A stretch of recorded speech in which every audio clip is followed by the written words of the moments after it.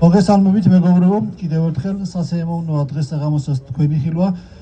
ჩვენ უკვე ტრადიციად გვექცა ყოველ საღამოს 10 საათზე ილიას და აკაკის ძეგლთან შევიკრიბოთ და თქვენთან ერთად გავაზიაროთ ცოდნა და გამოცდილება.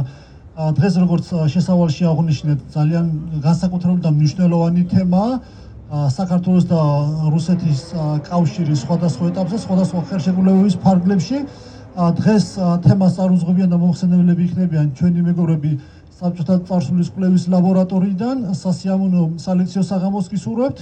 წარმატებები ჩვენს მეგობრებსაც და შეგვიძლია დავიწყოთ საღამოს. დიდი მადლობა. მოგესალმებით. მე ვარ გიორგი კანდელაკი, მუშაობ საბჭოთა წარსულის კვლევის ლაბორატორიაში. მოკლე შესავალს გავაკეთებ და შემდეგ გადავალთ უკვე თემაზე. როგორც აღინიშნა, დღევანდელი ჩვენი დისკუსია, ლექცია ეხება დღევანდელ თარიღს. დღეს არის მნიშვნელოვანი, მაგრამ საკმაოდ დავიწყებული თარიღი საქართველოს უახლეს ისტორიაში. ეს არის 7 მაისი, 1920 წლის 7 მაისს მოეწერა ხელშეკრულებას ხელი მოსკოვში საქართველოს დემოკრატიულ რესპუბლიკასა და საბჭოთა რუსეთს შორის. ეს იყო პირველი სახელმწიფოთა შორისი ხელშეკრულება, თანამედროვე საერთაშორისო სამართლის დოკუმენტი, ასე ვთქვათ, რომლითაც საბჭოთა რუსეთმა დე-იურედ აღიარა საქართველო, რომლითაც დადგინდა საზღვარი სხვათა შორის. ძალიან ბევრი მითი ახლავს ამ ხელშეკრულებას, მაგრამ ეს არ არის ხელშეკრულება, რომელიც რაღაც 105 წლის წინ, ეს არ არის რაღაც დოკუმენტი, რომელსაც 105 წლის წინ მოეწერა ხელი და ასე ვთქვათ, მე რატო არის ეს საინტერესო. სინამდვილეში ამ ხელშეკრულებას დღესაც აქვს ძალიან დიდი პოლიტიკური დატვირთვა საქართველოს-რუსეთის ურთიერთობების კონტექსტში, ჩვენი საზღვრების კონტექსტში, ჩვენი დამოუკიდებლობის საერთაშორისო ლეგიტიმაციის კონტექსტში და ამავე დროს არის შემოსილი სხვადასხვა მითებით და ტყუილებით, რომ მაგალითად ნეიტრალიტეტი გამოაცხადა საქართველოს ამ ხელშეკრულებით და ასე შემდეგ, მაგრამ ამავე დროს ერთ-ერთი განზომილება, რის გამოც საინტერესოა ამ ხელშეკრულების ირგვლივ პოლიტიკური პროცესი, იმ დროს არის სწორედ რაღაც კანონზომიერებები, რომელთა გამოწურვად შეიძლება იმ პროცესებიდან, დისკუსიებიდან, რომლებიც მაშინ ვითარდებოდა და უკვე შემდეგ ჩვენ ასევე დღეს ჩვენთან ერთად არის სერგი კაპანაძე, რომელიც იყო საგარეო საქმეთა მინისტრის მოადგილე და მთავარი მომლაპარაკებელი რუსეთთან ჟენევის დისკუსიების ფორმატში და ორივე სიტყვით სერგიც შეეხება უკვე რუსეთთან მოლაპარაკებებს და დიპლომატიას უკვე ჩვენს ეპოქაში, განსაკუთრებით კი, რა თქმა უნდა, 1990-იან წლებშიც ხელმოწერილ სხვადასხვა ხელშეკრულებებს, იგივე ბაზების გაყვანის განზომილებას ვარდების რევოლუციის შემდეგ და ასევე განსაკუთრებით, რა თქმა უნდა, 2008 წლის ომის შემდეგ იმ პროცესს, იმ ფორმატს, რომელიც ჟენევის დისკუსიების სახელით არის ცნობილი, რომელიც ფორმალურად ახლაც მგონი ძალაშია. ჩვენთან ერთად არის ირაკლი ხვადაგიანი, ჩვენი მკვლევარი, ცნობილი ისტორიკოსი დათო ხვადაგიანი და ჩვენ შევეხებით რამდენიმე 7 მაისის ხელშეკრულებით დავიწყებთ და შევეხებით პირველ რიგში მითოლოგიას, რომელიც არსებობს ამ ხელშეკრულების ირგვლივ. ერთ-ერთი მითი არის, რომ თითქოს თქვენ შეიძლება გაგიგიათ, რომ ამ ხელშეკრულებით საქართველოს დემოკრატიულმა რესპუბლიკამ მოახდინა კომუნისტური პარტიის ლეგალიზაცია. ლეგალურად მიეცა შესაძლებლობა ქართველ კომუნისტებს, რომ ლეგალურად იარსებათ, გამოიცათ გაზეთი, ეფუნქციონირა მათ პარტიას და ასე შემდეგ.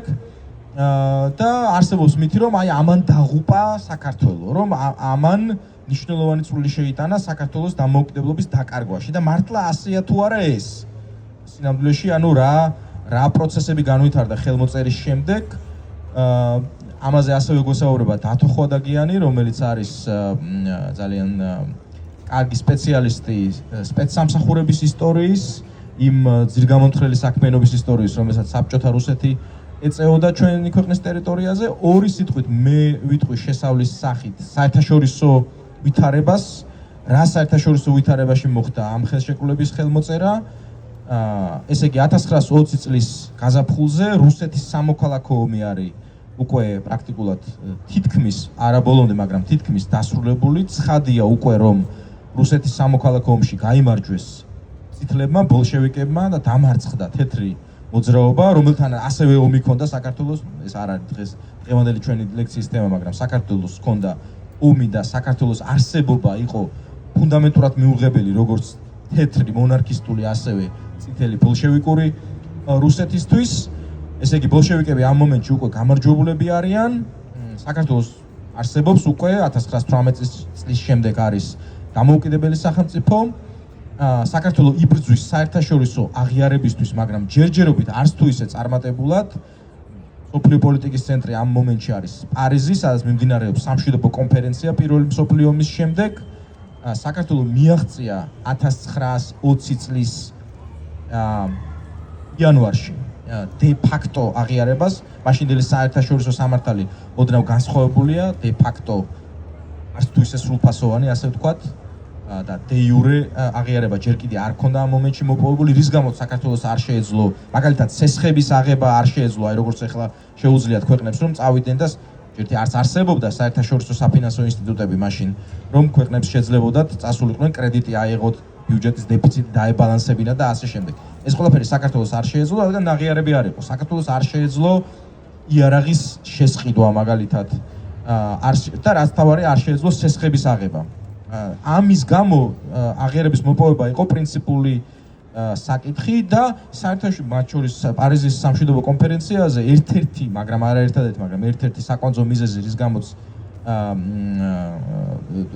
ეს ვერ ხერხდებოდა, იყო ის, რომ აი არ არის გარკვეული რუსეთის დამოუკიდებლობა საქართველოს მიმართ, იმიტომ რომ მანამდე პირველ მსოფლიო ომამდე ხო საქართველო, კავკასია, სხვა ბალტიის ქვეყნები იყვნენ რუსეთის იმპერიის ნაწილები და ისევ და ისევ ჩვენ უნდა გვახსოვდეს რომ მაშინ სხვანაირი საერთაშორისო სამართალია, ერთი ქვეყნის მიერ მეორის დაპყრობა არც თუ ისე არალეგალურია, ასე ვთქვათ, ხო, ეს თვითგამორკვევის პრინციპი, კოლექტიური უსაფრთხოება, ეს ყველაფერი შემოიტანა საერთაშორისო სამართალში პარიზის სამშვიდობო კონფერენციაზე ვუდრო ვილსონმა. შემდეგ დამკვიდრდა ეს პრინციპები, მათ შორის საზღვრების ურღვევობის პრინციპი და ასე შემდეგ საერთაშორისო სამართალში. ამ მომენტში ეს ასე არ არის დამკვიდრებული. და ერთ სიტყვით აღიარების მოპოვება არის, ანუ მაშინ როცა საქართველოს იღწვოდა აღიარების მოსაპოვებლად რუსეთის მხრიდან, ერთ-ერთი საკვანძო მოტივი ეგ იყო, რომ შეძლებოდა ქვეყანას მაგალითად ცესხის აღება. იმიტომ რომ აქ იყო ჰიპერინფლაცია და არა მხოლოდ აქ ყველგან დიდი ინფლაცია იყო, ყველგან ჰიპერინფლაცია იყო პირველი ამხელა კატაკლიზმის შემდეგ, როცა დაინგრა მსოფლიო ეკონომიკა და ასე შემდეგ. და ასე შემდეგ, ხო? და ამავე დროს რუსეთის სამოქალაქო ომი დამთავრებულია, მაგრამ ახლა რა ხდება რუსეთში, რა ხდება მოსკოვში, ხო?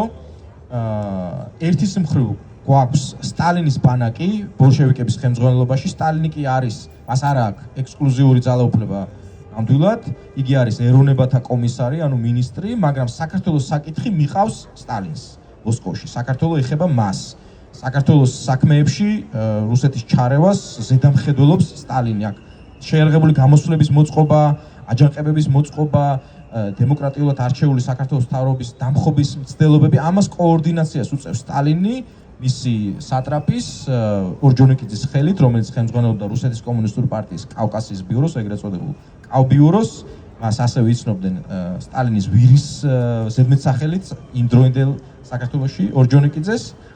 და სტალინი არის წინააღმდეგი საქართველოს აღიარების და ეს დისკუსიები ან მოკლედ შევაჯამებ რომ სტალინი არის საქართველოს აღიარების წინააღმდეგი. აი მოლაპარაკებებზე და სხვა შორის ამ სლაიდზე არის მოცემული სწორედ ამ დოკუმენტის ხელმოწერილი გვერდი, ხელმოწერები ეკუთვნის გრიგოლ ურატაძეს, რომელიც იყო საქართველოს დამფუძნებელი კრების წევრი და მთავრობის მომლაპარაკებელი და ლევ კარახანს, რუსეთის მხრიდან საგარეო საქმეთა კომისრის ანუ მინისტრის მოადგილე.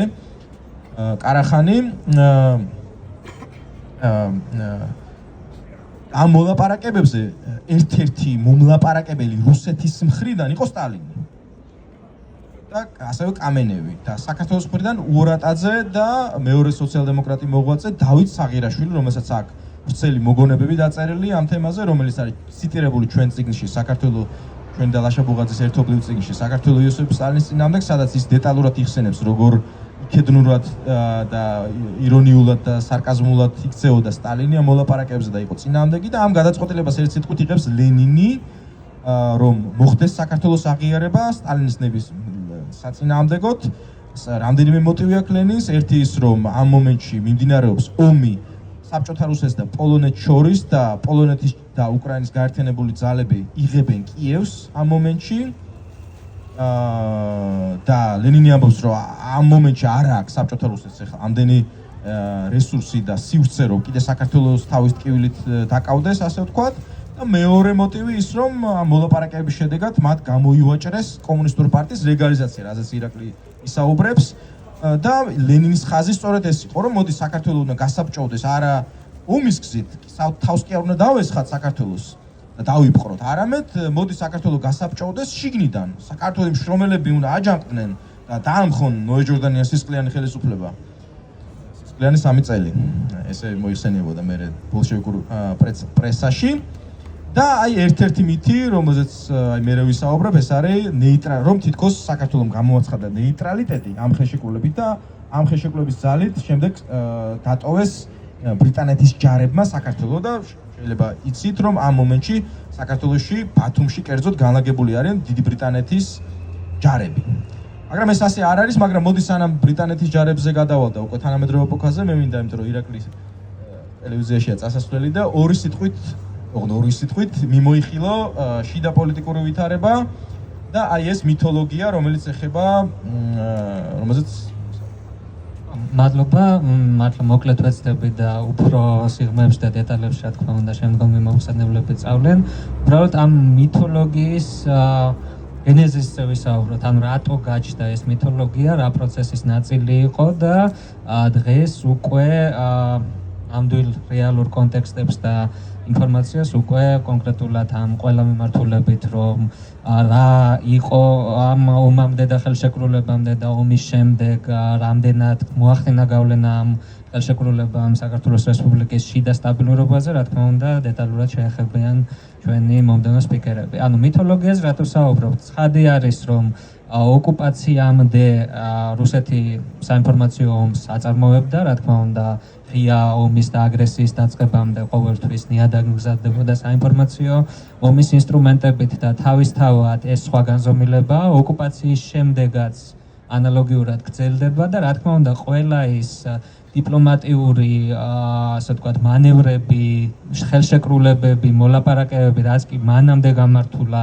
დამოუკიდებელ საქართველოსა და ოსმალეთს შორის, დამოუკიდებელ საქართველოსა და გერმანიას, დამოუკიდებელ საქართველოსა და ბრიტანეთს შორის, დამოუკიდებელ საქართველოსა და თეთრი რუსეთის წარმომადგენლებს შორის, საქართველოსა და საბჭოთა რუსეთს შორის, შემდეგ რა თქმა უნდა, საბჭოთა რუსული პროპაგანდა მანიპულირებდა ყოველთვის ამ დოკუმენტების ფრაგმენტებით, კონტექსტებს ცვლიდა, რა თქმა უნდა, ტიპიურად, ანუ იყენებდა ამას თავის საინფორმაციო ომის მიზნებისათვის. ეს 20-იანი წლებისთვის, 30-იანებისთვისაც კი დამახასიათებელი იყო, ამიტომ ამ თემაზე ტაბუ არ იყო. უბრალოდ პროპაგანდისტულ დღესწესრიგში გამოიყენებოდა და შემდეგ უკვე 40-იანი, 50-იანი და გვიანი საბჭოეთის განმავლობაში საბჭოთა რუსული პროპაგანდის მიდგომა შეიცვალა, ანუ გიორგის ხსენებული პირველი რესპუბლიკის დემონიზაციის რაღაცა სისხლიან დიქტატურად წარმოდგენის, ასე ვთქვათ, დღესწესრიგიდან გადაეწყო ტოტალური დავიწყების და იგნორირების დღესწესრიგზე და ამიტომ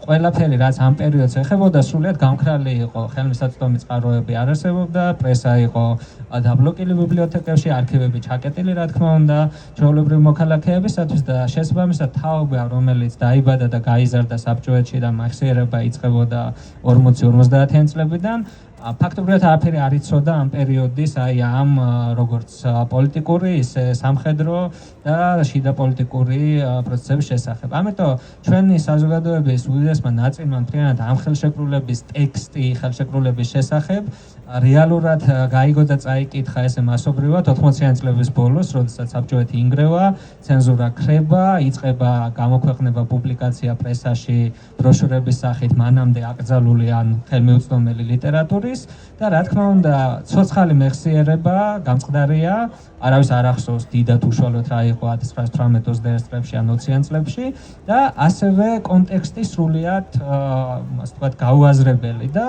კვლევა ისტორიული სკოლაც რა თქმა უნდა არ არსებობს, არის ისევ საბჭოური და ამის შემდეგ თუ უნდა დაწყებულიყო რაღაცა ახალი ხედვების შემუშავება. ამიტომ ყველაფერი რაც ამ დროს წაიკითხა და გაიგო ჩვენმა საზოგადოებამ, ხშირად ძალიან ასე ვთქვათ დამსროლი სარკის ეფექტით ან ასე ვთქვათ დეფორმირებული სარკის ეფექტით აღიქვა და აი აქ ჩდება ეს მითოლოგია და ერთგვარი თვითგვემა, რომ ეს იყო 20 წლის შეთანხმება, ხელშეკრულება საბჭოთა რუსეთსა და დემოკრატიულ დამოუკიდებელ საქართველოს შორის თითქოს იყო ჩვენთვის წამგებიანი, რომ თითქოს რადგან ამ ხელშეკრულებაში იყო პირობა, რაც აგრესორი მხარისთვის, რუსეთისთვის იყო პრიორიტეტი, როგორც ითქვა უკვე გამოივაჭრა და ეს ხელშეკრულება ხდება რა დროს, რომ ომი არის საბჭოთა რუსეთსა და საქართველოს შორის პირველი ომი, აპრილის ბოლო, მაისის დასაწყისი, აზერბაიჯანის ოკუპირების შემდეგ ინერციით მოდის, ისევ კავბიუროს და სტალინ ორჯონიკიძის აქტიურობით და ლობირებით და ინიციატივით, რომ აი უკვე საქართველოსაც დავიკავებთ,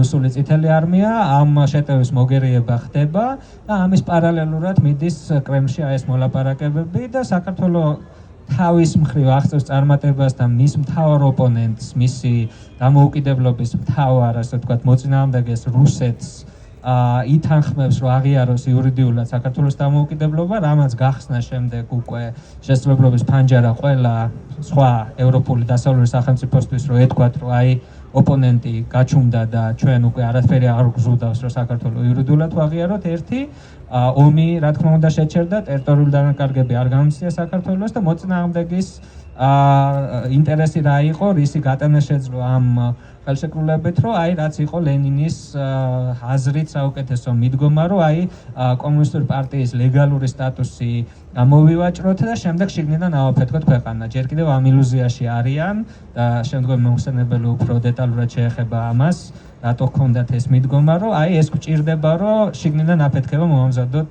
საქართველოსი. და როდესაც ახლა 80-იანი წლების ბოლოს 90-იანების დასაწყისში აუდიტორია ამ ტექსტს და ესეთ ინტერპრეტაციას კითხულობდა, ინერციით წარმოედგინა ბოლშევიკური პარტია, კომუნისტური პარტია, მისი გავლენა საზოგადოებაზე, ქსელი, ძალა რაღაცნაირად ისეთივე, როგორიც მის რეალურ მახსოვრობაში იყო 80-იან წლებში, როცა 300,000, 400,000 წევრი ყავდა პარტიას, პარტია იყო ყველაფერი და ანუ რაღაცნაირად ძლიერი პოზიციების მქონე წარმოედგინა წარსულშიც ავტომატურად, მაგრამ რეალურად ეს არ იყო, ანუ ბოლშევიკური პარტია იყო მარგინალიზებული, ძალიან მცირერიცხოვანი და ანუ ამ ლეგალიზაციის გამოვაჭრებას სრულიად საპირისპირო შედეგები მოჰყვა მისთვის, რაც ასევე წარმატებად შეიძლება განვიხილოთ საქართველოს რესპუბლიკის დიპლომატიური და უსაფრთხოების აპარატის მუშაობით, რომ ამ შემთხვევაში კრემლი დეზინფორმირებული აღმოჩნდა, რომ მას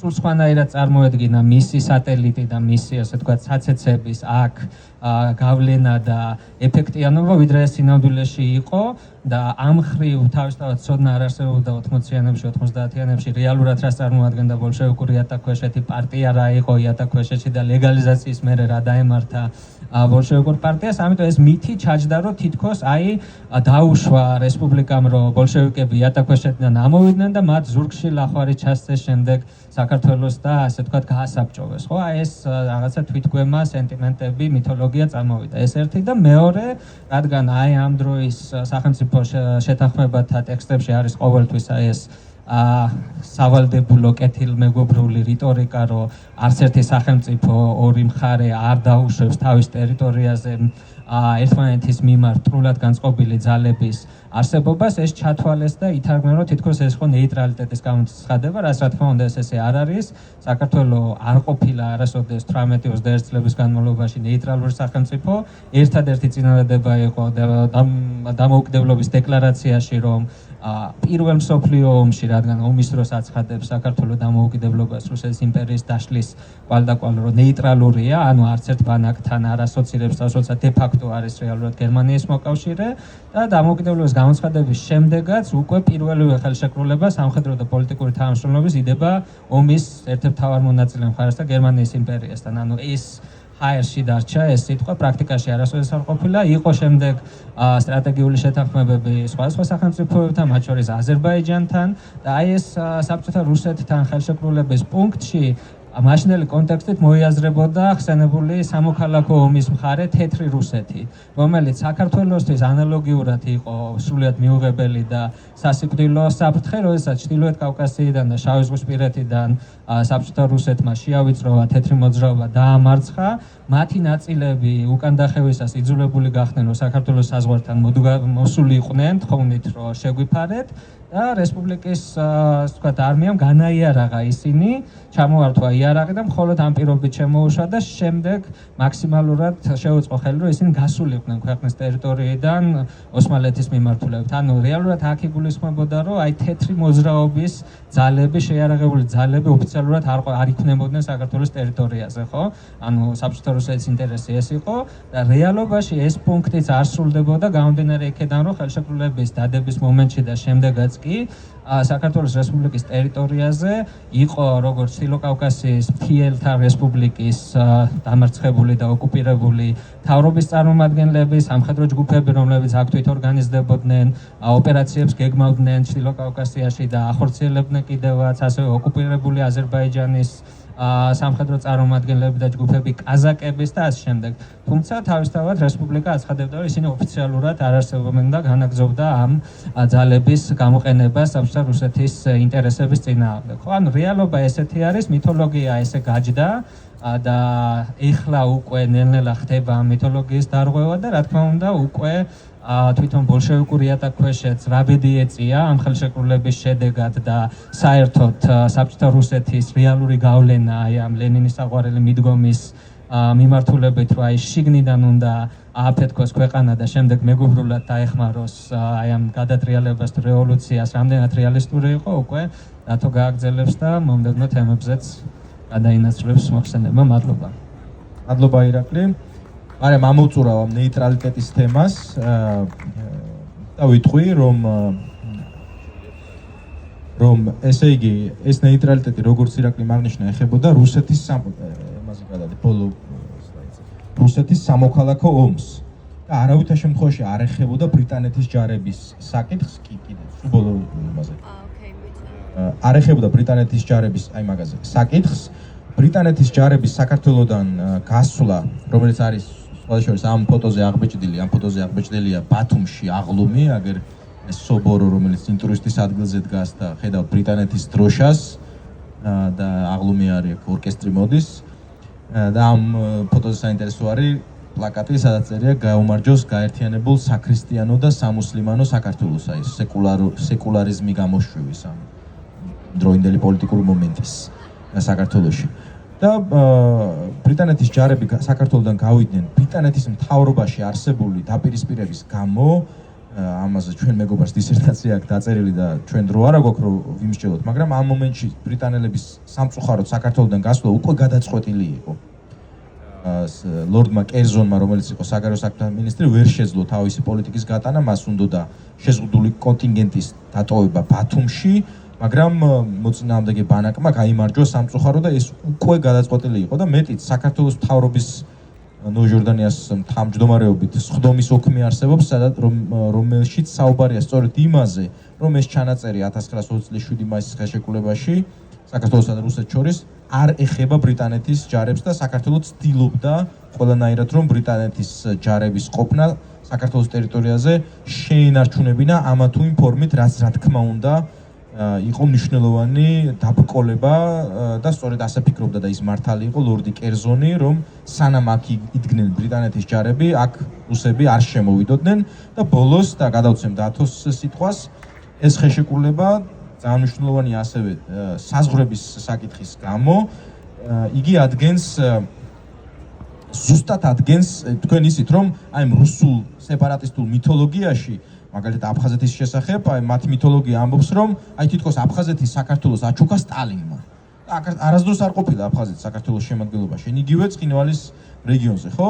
და გახსოვს ჩვენ რომ გავრილოვის ღამის მერე რომ გამოვიდა პუტინი აი ძალიან ვრცელი რაღაც სიტყვით, სადაც საუბრობდა აი ამ მითოლოგიას იმეორებდა, რა თქმა უნდა, მას არ გახსენებია 1920 წლის სახელმწიფოთა შორის ხელშეკრულება. 7 მაისის ხელშეკრულება არის საერთაშორისო სამართლებრივი მნიშვნელოვანი დოკუმენტი, რომელიც არავის არ გაუუქმებია. აქედან რუსეთი ფორმალურად არასდროს არ გასულა და ეს ხელშეკრულება შავი თეთრზე ადგენს სად გადის საქართველოს საზღვარი.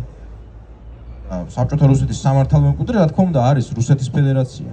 და ძალიან დანაშაულებრივი იყო ჩემი აზრით სწორედ ის, რომ პუტინის გამოსვლას არავინ არ შეეპასუხა საქართველოსთან. მაშინ ჯერ კიდე არსებობდა ილუზიები, რომ ჩვენი მთავრობა რომელი ქვეყნის ინტერესებს გამოხატავს და არავინ არ თქვა, რომ აი ხელშეკრულება.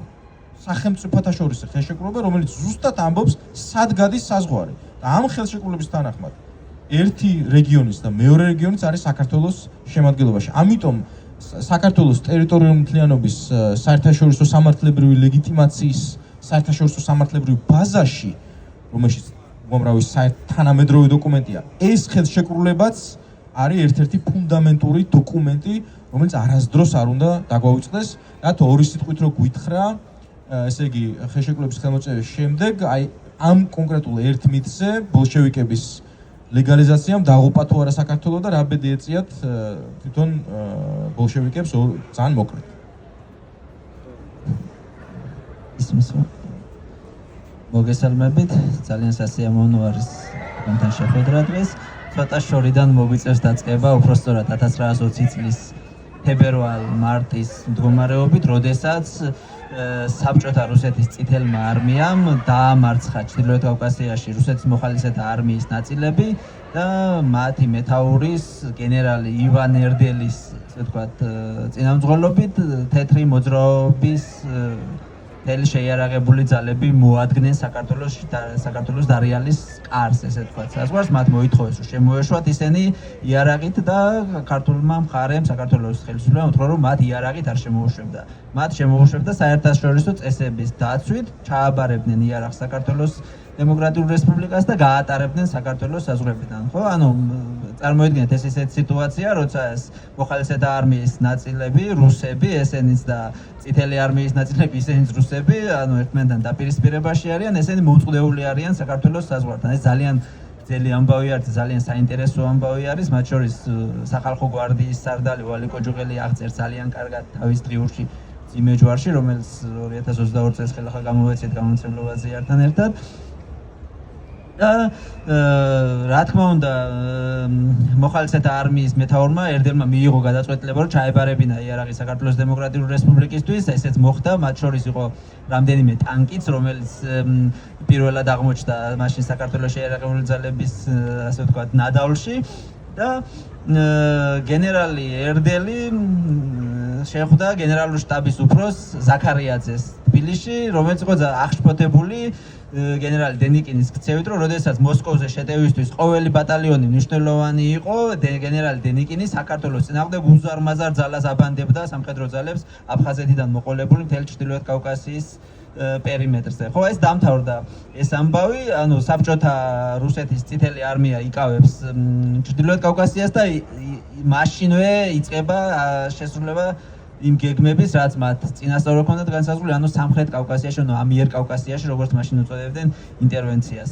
ანუ ეს რო კარგად იყო მოფიქრებული ეს სამხედრო ოპერაცია და ასე ვთქვათ, უკვე შესრულების ფაზაში გადავიდნენ, ერთი ძალიან საინტერესო ამბავი ახდენს ამის ილუსტრაციას. 1920 წლის მარტის პირველ რიცხვებში საქართველოს სახალხო გვარდიის მთავარი შტაბის კონტრდაზვერვის უფროსმა, ანუ სახალხო გვარდიის კონტრდაზვერვა იყო ერთ-ერთი მთავარი უსაფრთხოების სამსახური საქართველოს დემოკრატიული რესპუბლიკის ნიკოლოზ ნიჟარაძემ, რომელიც აი შეიძლება წარმოიდგინოთ ქართველი ჯეიმს ბონდი, ესეთი პერსონა იყო, მარტო ამ კაცზე შეიძლება მთელი ფილმი და ისტორია გადაიღოს და ისტორია დაწეროს ადამიანმა.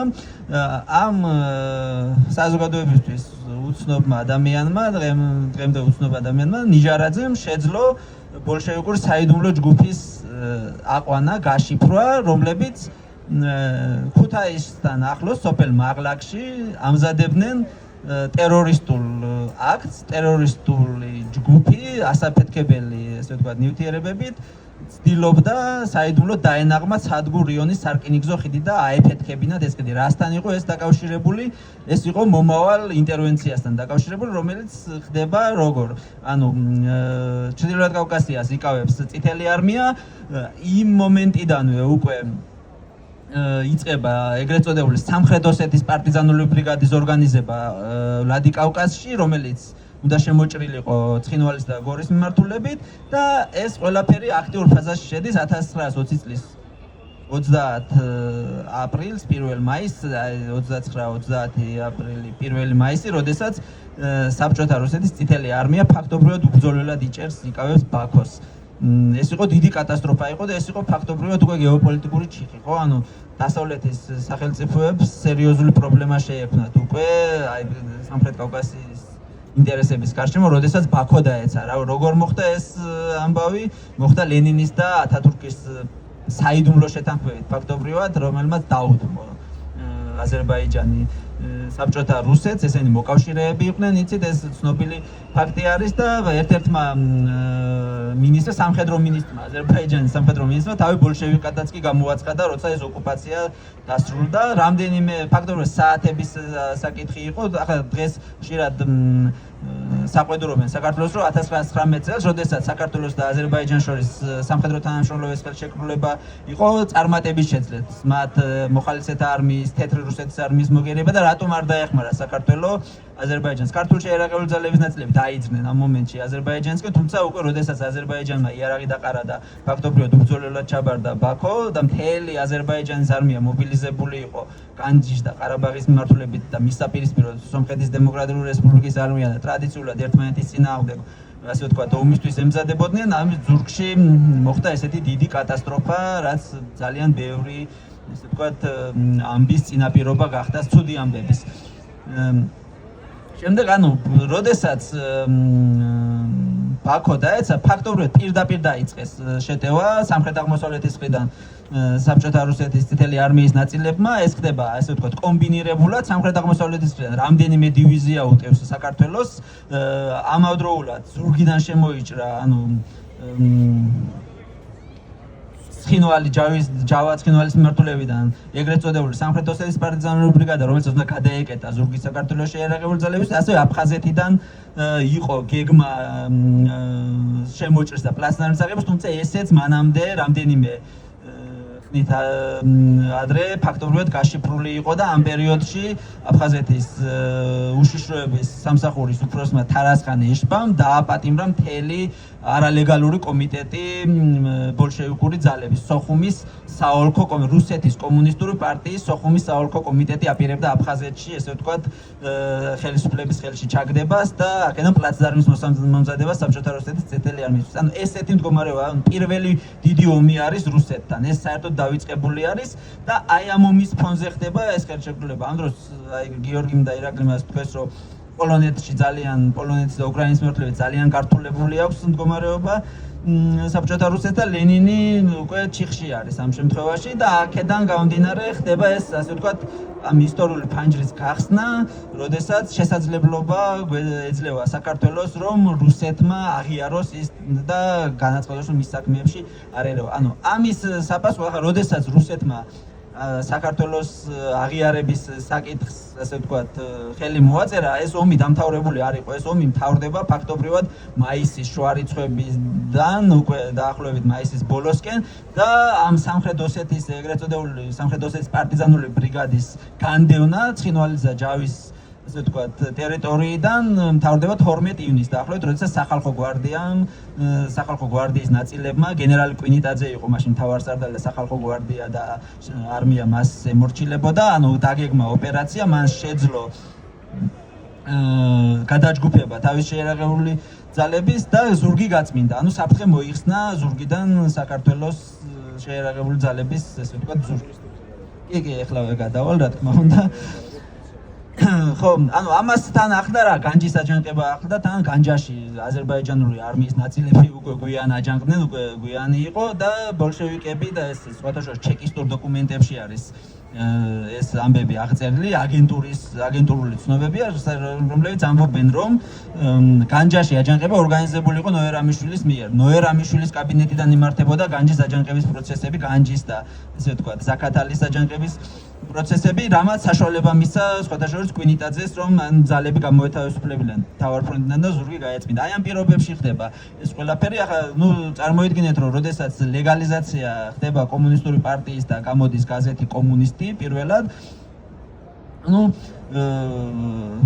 მალევე ძალიან მალე 1920 წლის ივნისში 10 ნომრის გამოსვლის შემდეგ საქართველოს შინაგან საქმეთა სამინისტრომ და მინისტრმა ნოე რამეშვილმა დახურა ეს გაზეთი ანტისახელმწიფოებრივი ასე ვთქვათ ინფორმაციის გავრცელების გამო, რაც გამოიხატებოდა იმაში, რომ ის ასე ვთქვათ მისი რედაქცია მხარს უჭერდა სამხრეთ ოსეთის დამოუკიდებლობის გამოცხადებას და საბჭოთა რუსეთთან მიერთებას. ანუ ეს პირდაპირ რუსეთის ჩარევა იყო საქართველოში, ძირშივე ხელშეკრულების დარღვევა იყო, ამიტომ გააუქმეს ეს გაზეთი დახურეს, შემდეგ კიდევ გამოვიდა საქართველოს კომუნისტის სახელით და ეს გაზეთიც დაიხურა საქართველოს შინაგან საქმეთა სამინისტროს მიერ ივლისის განმავლობაში და ანუ პირდაპირ ესე ვთქვათ უხეშად ჩაჭრეს რუსული ეს პროპაგანდის საცეცები და 1920 წლის ივნისში ანუ საქართველოს შინაგან საქმეთა სამინისტრომ გაავრცელა ესეთი განცხადება, რომ ის ბოლშევიკები, რომლებიც არ წყვეტენ საქართველოს წინააღმდეგ ესე ვთქვათ შეიარაღებულ ბრძოლას და ასე ვთქვათ დემოკრატიული ხელისუფლების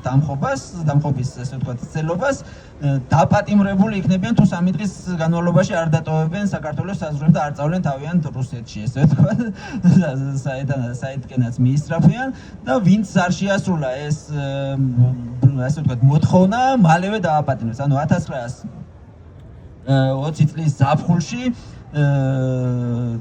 ბევრი ბოლშევიკი, რომელიც ამ ხელშეკრულების ძალით გათავისუფლებული იქნა ციხიდან, ისევ დააპატიმრეს და ანუ 1921 წლის მდგომარეობით, ანუ მესამე გაზეთი გამოვიდა შემდეგ, ანუ პარტია, რა თქმა უნდა, კომუნისტური პარტია არ აუგრძელავთ, მესამე გაზეთი ახალი კომუნისტი გამოვიდა, ასე რუპორი იყო, რა თქმა უნდა, საბჭოთა რუსეთის ეს გაზეთიც და ის 1920 წლის 17 დეკემბერს დახურეს, როდესაც უკვე ომის საფრთხე ისევ ჩამოდგა, ანუ 1920 წლის ბოლოს აპირებდა საბჭოთა რუსეთი ხელახლა თავდასხმას საქართველოსზე და გადაიდო ის 1921 წლისთვის, ისევ და ისევ გართულებული მდგომარეობის გამო მე-11 არმია არ იყო შევსებული.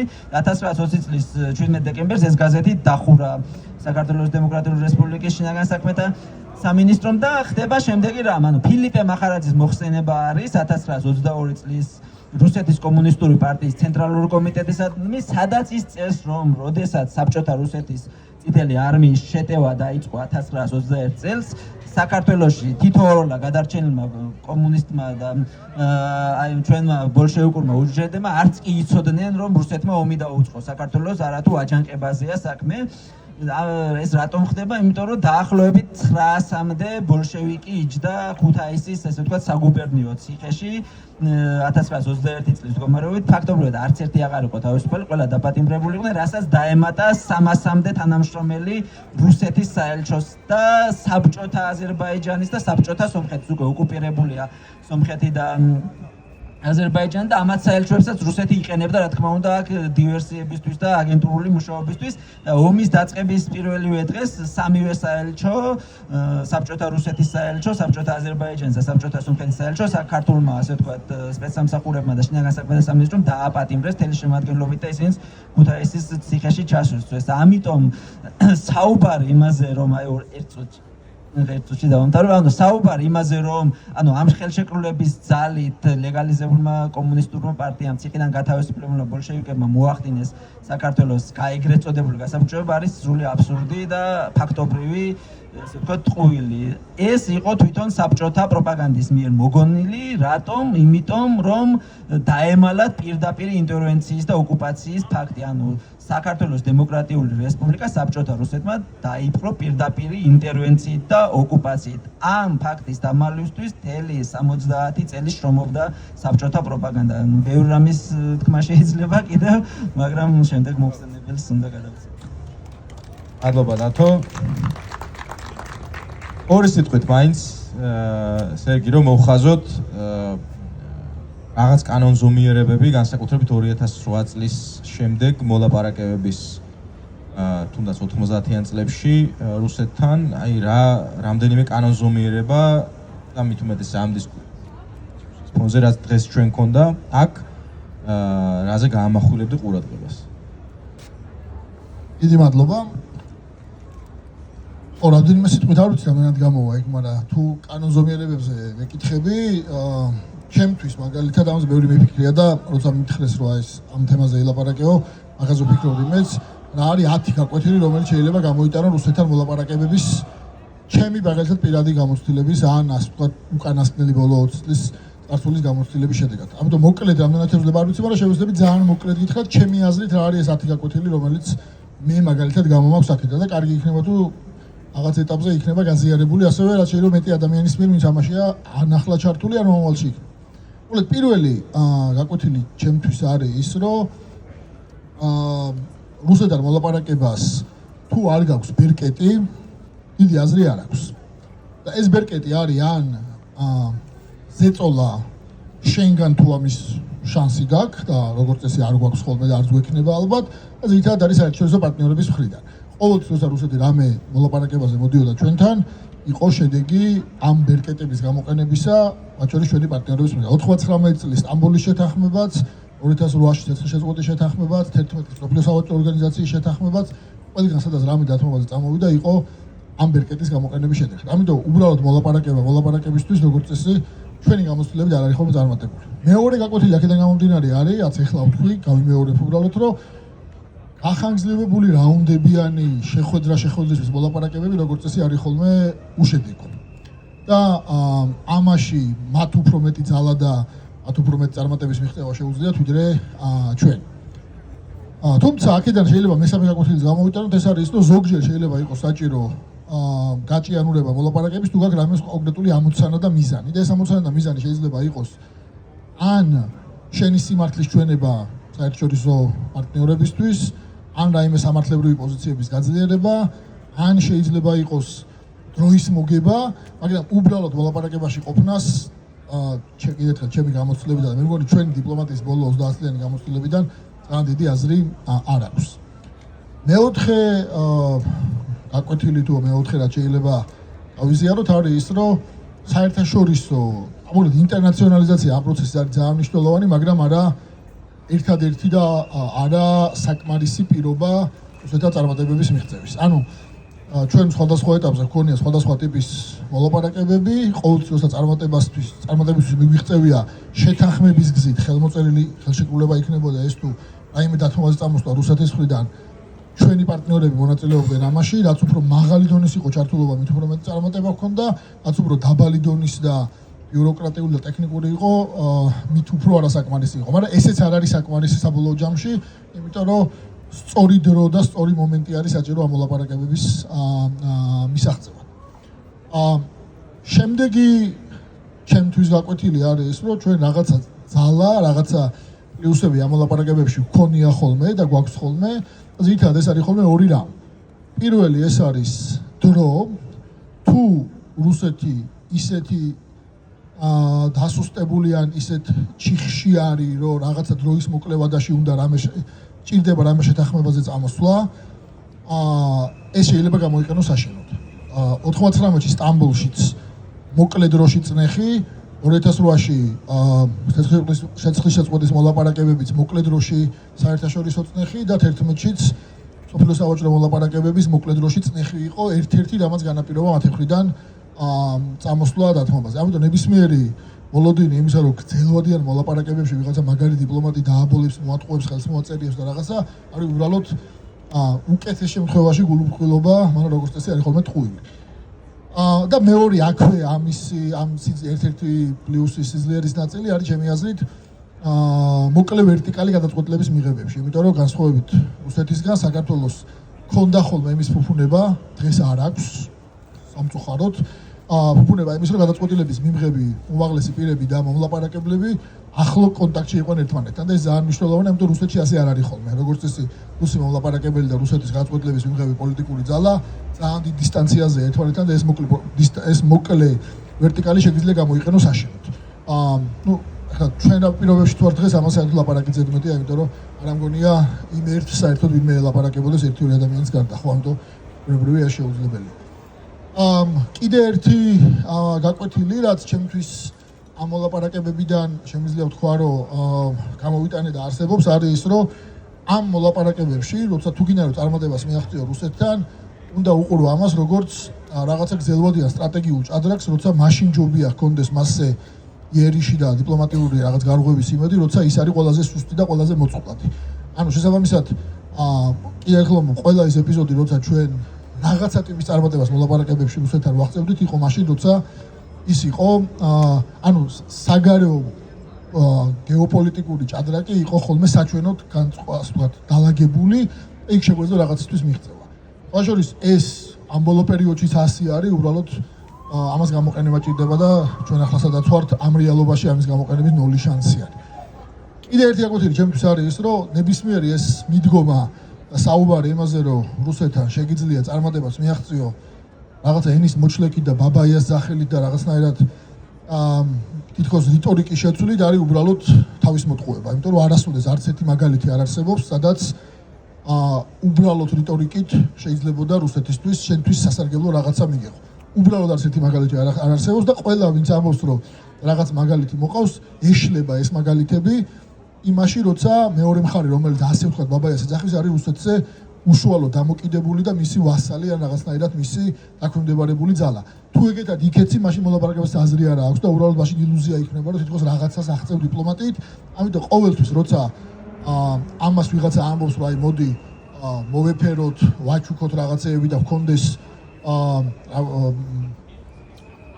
ეგრეთ წოდებული არ გაღიზიანების რიტორიკა, ორამით მე იმას არ ვამბობ, რომ უნდა გააღიზიანო საუბრით პირიქით, ეს არაფრის მომცემი არ არის, მაგრამ მარტო იმაზე აქცენტის გაკეთება, რომ ეს არის ის, რაც პრობლემას გადაგიჭრის, არის უბრალოდ არასწორი, არაგონიურული და არანაირი ისტორიული მაგალითი და გამოცდილება არც ჩვენ და რუსეთის ურთიერთობებში და არც სხვა რომელიმე ხნის ურთიერთობებში უბრალოდ ფიზიკურად არ არსებობს. და ბოლოს ჩემი აზრით ყველაზე მთავარი არის ის, რომ მე რაღაც მთავარი დასკვნა თუ რა ვიცი გაკვეთილი გამოვიტანე რუსეთთან ურთიერთობებიდან არის ის, რომ მისი მთავარი ინტერესი არის ეს ქვეყანა თავიდან ბოლომდე. ანუ სტრატეგიულად რომ ეს იყოს მისი კონტროლის ობიექტი, ანუ მასზე იყოს დაქვემდებარებული, თუ მოხდება რომ საერთოდ შეიერთოს ხელში ჩაიგდოს და მისი ასე ვთქვათ, მისი სივრცის ნაწილი იყოს იურიდიულად ხო კარგი, თუ არა და ბოლომდე იყოს დაქვემდებარებული. ამიტომ საუბარი იმაზე რომ რაღაცა აფხაზეთია მისი ინტერესი, ცხინვალია მისი ინტერესი, რაღაც ეკონომიკა, ტრანზიტი და სხვა რაღაცა, ასევე მგონია რომ არის თავის მოტყუება. ანუ მათი ამოცანა არის და ინტერესი არის აქ სრული დომინაცია. თუ ჩვენ ამ ინტერესს ვაღიარებთ, ანუ გავიგებთ რომ ეს არის ინტერესი, მაშინ პირიქით ჩვენი ინტერესი უნდა იყოს რომ ყველაფერი იქნათ რომ ეს არ დაუშვათ. ამიტომ ნებისმიერი ნაბიჯი, რომელიც მათ ინტერესს აქ აძლიერებს და ახლა ბოლო წლების განმავლობაში განსაკუთრებით მათი პრაქტიკულად ყველა ინტერესი კმაყოფილდება საქართველოში. ამიტომაც არის ჩემთვის ეს მთავრობა, რუსული მთავრობა, რომ ყველა რაც დეკლარირებული სტრატეგიული ინტერესი აქვს საქართველოს მიმართებაში, უბრალოდ ჩააბარა და დაუკმაყოფილა ქართულ მოსნებამ. ამიტომ ეს არის მათი მთავარი ინტერესი და ყოველთვის იყო. უბრალოდ იყო ბოლო 30 წლის განმავლობაში დრო, როცა ამას კარგად ვერ გამოხატავდნენ, ან სუსტები იყვნენ და არ შეეძლოთ ამის ბოლომდე პროექცირება.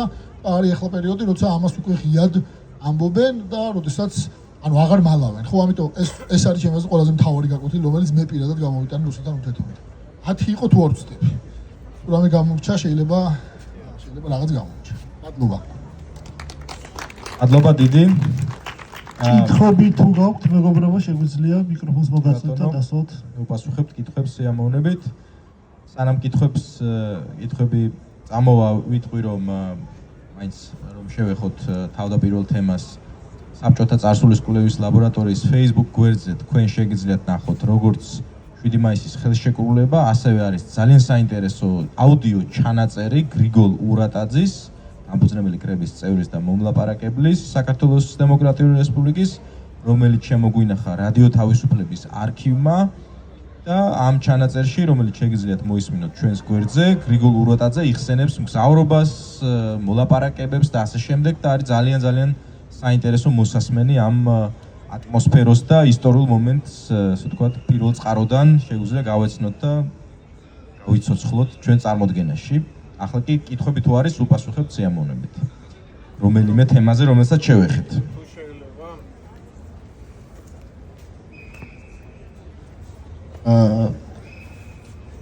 დათომ ასე თუ ისე და თქვენს ილაპარაკეთ 18-20-იან წლებში საქართველოს საერთაშორისო აღიარების პროცესში რუსეთის ხელის შეშლის რაღაცა ექტებზე და მე მაინტერესებს სერგოსგან ახლა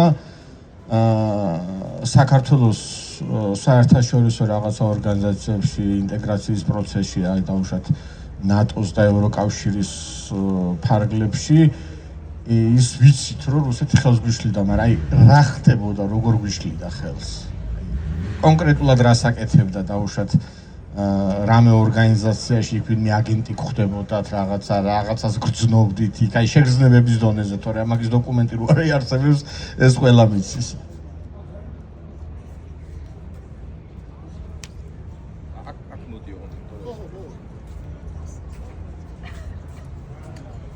საქმე იმაშია რომ მისი თავარი ასაყრდენი ხო თქვენ თქვით რომ ჩვენი უპირატესობა ის იყო რომ ვერტიკალთან ახლოს ვიყავით და ეგრევე ლაპარაკებოდით ისინი დაშორებული არიან მომლაპარაკებოდნენ ხო ჩვენ შიდა ვერტიკალზეა საუბარი და იმათი შიდა ვერტიკალი ეკლასი გელაპარაკება და იქ სხვანაირად არა ჩვენ კი არ გველაპარაკებთ ჩვენ შეიძლება ჩვენი დონე გველაპარაკება მაგრამ იმისი დონე იმის პრეზიდენტთან გაცილებით უფრო დიდი დისტანციაა ვიდრე ჩვენთან მაგალითად მინისტრი პრეზიდენტთან ხო ანუ აღას გულს არა თქვენ კითხვასაც შეეხება საქმე იმაშია რომ ამ წლების განმავლობაში სხვადასხვა დრო გაიარა ხო საქართველოს მიყო პერიოდი როცა საქართველოს დეკლარირებული არ ქონდა ევროპული ევროატლანტიკური ინტეგრაცია მე იყო დრო როცა ქონდა დეკლარირებული მაგრამ შესაბამისი პირობები არ იყო ამ ევროპული ევროატლანტიკური ინტეგრაციისთვის და მიუხედავად ამ პირობების არ ქონისა მაშინ ძალიან სერიოზული ნაბიჯები გადაიდგა მათ შორის ყველა ეს შედეგი ასოცირებით დამთავრებული და ვიზებით მაშინ დაწყებული არის ხო და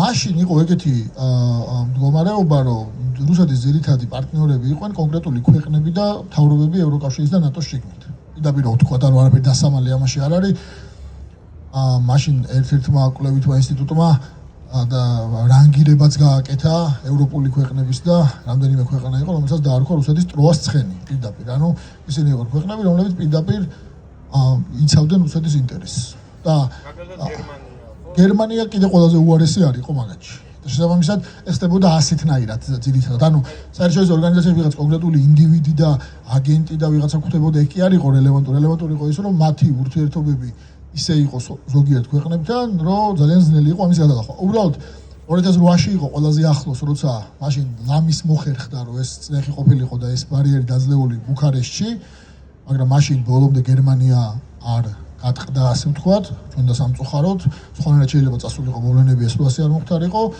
ევროკავშირზე უფრო ნაკლები გავლენა ჰქონდა, უფრო ნაკლები ინტერესიც ჰქონდა ევროკავშირთან მიმართებაში რუსეთს, მაგრამ ევროკავშირთან მიმართებაში სხვა ქვეყნების პოზიციაც უფრო ძლიერი იყო. აი ეს იყო ძალიან მოკლედ რო ვთქვათ, ჩვენ იმას როგორ უშლიდნენ ხელს, მაგრამ მათი ყველაზე მთავარი ასე ვთქვათ, ინსტრუმენტი იყო შიგნით არსებული ქვეყნები. აი სხვებსაც ეკნებათ. სხვებსაც მივცეთ საშვებად. ხო, კი ბატონო. აი ჩემი შეგრძნებით ერთ-ერთი პირველი და ძლიერი დოკუმენტი რომელიც აი ნატოს პატარათი შემოსვლა შეიძლება იყოს ეს არის 92 წლის ბისეკის წევრი ქვეყანა რო გახდა საქართველო. აი ეს როგორ დაუშვა რა ვაგითი გაიარა იმან რა ქვია ნავთობებმა ჩვენზე და არა ხო მაგრამ ნატო და იმასთან არ იყო კავშირში. არა ნატოსთან კავშირში არ იყო რა თქმა უნდა. მაგრამ მეორე ამბავი არის 90 საქმეც იმაშია რომ 90-იან წლებში საქართველო იმ ხელისუფლების პირობებშიც კი განსაკუთრებით მეორე ნახევარში 90-იან წლების მოახერხა და შეკრა გარკვეული საერთაშორისო ალიანსი, რომელთაც თავის ინტერესებს იცავდა რუსეთის საწინააღმდეგოდ. ანუ რუსეთს კი არ ელაქუცებოდა და მისი ინტერესიდან კი არ გამოდიოდა, თავის ინტერესიდან გამოდიოდა. ბისექში გაწევრიანება ერთ-ერთი ეპიზოდი იყო, თორე გაცილებით უფრო დიდი იყო, ტრასეკა შემოსვლა გაცილებით უფრო დიდი იყო, რა ქვია, სტამბოლის შეთანხმება გაცილებით უფრო დიდი იყო, ეუთოში და გაეროში რაღაცები და მაშინაც კი მოახერხა. ხო და იმ სახელმწიფოებს კი რომელიც თითქოს არ ჰქონდა, მაშინ დიპლომატიურ წარმატებას მიაღწია, ოღონდ მიაღწია იმის გამო, რომ ჰქონდა ძალიან კარგი მხარდაჭერა. ხო, ბაზების გაყვანას, ხო, ძალიან კარგი ურთიერთობები ჰქონდა და ძალიან დიდი ზეწოლა იყო ჩვენი პარტნიორების მხრიდან. ეს იყო ერთ-ერთი მთავარი ამბავი რა, სტამბოლშიც იყო ეს ერთ-ერთი გადამწყვეტი ამბავი, როგორც მეერე მოლაპარაკებაში და როგორც კი მარტო რჩებოდით რუსეთთან, ყოველთვის ნოლამდე დადიოდა რაიმე შეთანხმების შანსი და აი ახლა ვართ ალბათ ყველაზე უფრო მარტო და ყველაზე უფრო იზოლირებულად ვიდრე როდესმე ყოფილვართ. მადლობა.